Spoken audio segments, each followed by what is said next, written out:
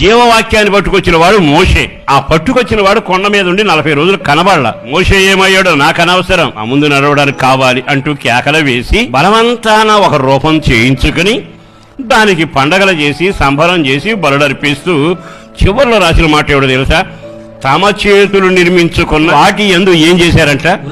ఉల్లసించిరి. నువ్వు దేనిని బట్టి ఉల్లసిస్తున్నావు? నీ దేవుడు ఎవరు?